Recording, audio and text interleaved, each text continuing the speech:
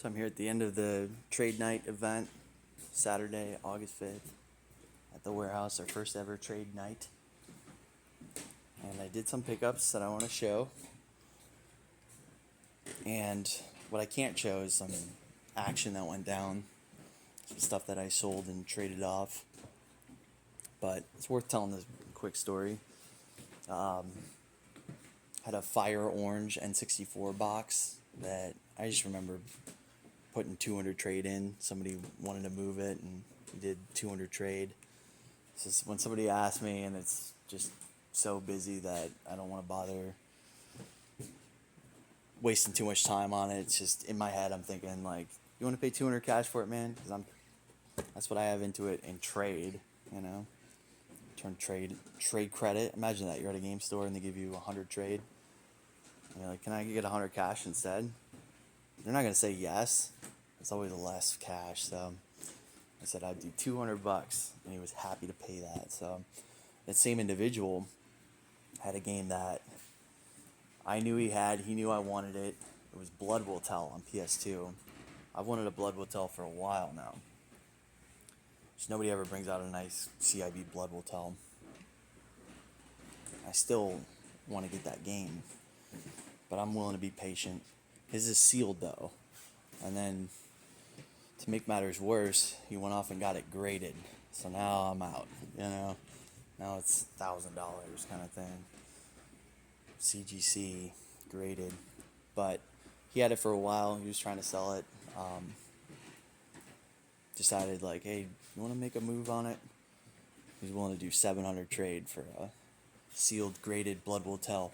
And he picked out it's a bunch of cool obscure titles. A couple that come to mind were like Imagine and the Forsaken Kingdom on PS3.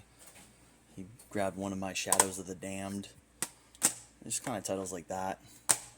I came off my high convention prices for him. Got down to an amicable price on a bunch of like $20 to like $50 type games. Grabbed a Genesis CIB from me. This is my section of games that are like in my collection here. That my Dreamcast games. These are all like no touch. These are here for play. Holding on to them. But I was like, I'm probably not gonna want to move any of those. He's like, well, there's one that I have my eye on. It happened to be one that I wasn't too partial about. It was Raiden Trad on Sega Genesis. So did 90 trade on that one. Nice CIB, super nice. I might miss it. I might not. I might not remember it tomorrow. So because what I got in return was Blood Will Tell sealed. So pretty exotic piece. Immediately turned around and sold it to Chris though. Because I want me a CIB. So that was some of the heavier action that happened. Now, probably my favorite attendee today. His first time out here, he drove 2.5 hours. Was a gentleman that was set up here, captured in my earlier film. Collector that the kind of guy that clearly to have that much stuff has been collecting for at least 10 years and would just put his nice stuff into his collection and all the extra fluff that you get in those garage sale purchases and maybe eBay lot where it had some good stuff in it, and then all the extra stuff just goes into totes, put it in the garage. For him to have as much quantity of solid quality, like solid shop stock type stuff that your game stores would be like, yeah, man, we want that. For him to have that much stuff, it's like, this guy's just been stashing it away. His collection's probably pretty impressive. And was doing what you got to do if you want to avoid trying to get top dollar on this kind of stuff. You know, listing it on eBay, that's time. Trying to get full price and just bring it out to event after event after event and have your quote-unquote inventory, and it's all this stuff, and you want full-blown eBay prices. Well, it's gonna you'll sell a piece here or there. You know, somebody might pay you $17.50 or $20 on Bubble Bobble if you wanted to get 20 on that. Chippendale if you want to get 20 on that. You'll sell it eventually, but it'll take time. But you want to just move a bunch of stuff, like cut some deals, and that's what this guy was doing. So I really didn't get to see him until the very, very end of the day. And that might have been perfect timing, because he was pointed to a couple tables. He's like, man, if you see anything on these tables, I'll do 50%. I warned him. I said, well, be honest with you, I'm probably going to cherry pick you. I'm going to go for the better stuff on these two tables. He's like, that's fine. So I feel like this is something I can brag about, as far as, not as far as, look what I did. Look at me making scores, out hunting. No, I can brag that these events, these local events, you can get some great deals, man, when the right person comes along. That's why that guy's so valuable. They're such a rare, such an appreciated attendee. See, he didn't manage to sell out. He still had tons of good deals left over, and I begged him to come out to a future event, one of our public ones, Largo. Well marketed events. Like, dude, you will make lots of money. You will sell tons of stuff. But it just makes the events better when you have people out there that are doing that kind of thing, where it's not just all full-time resellers and stuff, people that are really tight on their margins. Instead, it's just a guy that's willing to cut some deals, wants to move some stuff, doesn't want to have to work too hard. So 50% off these prices, though. I mean, so what? I'm paying less than $9 for a Chippendale, $7.50 for a Dream Master. These were 10 a piece, so these paid $5 for Metal Gear, Boy and His Blob, Bionic Commando, Xerxes. $5 on Ninja Gaiden. So I loved those purchases. Probably my favorites. Ridge Racer 7 for $8.75. $10 for God of War Ascension. 10 on Binary. That's probably a little low on that one. $12.50 marked. Paid half of that for Liberty City Stories. Road Rage. This one's kind of meh, right? $7.50 for Dead Space 2. I just need more copies of the second one because I got a bunch of the first and I got a bunch of the third. If I get some of the second ones, I can have a little trilogy set. I love this one for $10, man. Lost Vikings 2, the PlayStation version. That's a cool one. It's a nice little suggestion there. Look into this game, and pretty uncommon, pretty cool title. Add that one to your collection. It's a good value right now. Probably on eBay, you can get one for around 20 maybe. It's a good pickup. Even better, come to a trade event, get one for 10. Paid only $20 for a sealed Taz on GameCube.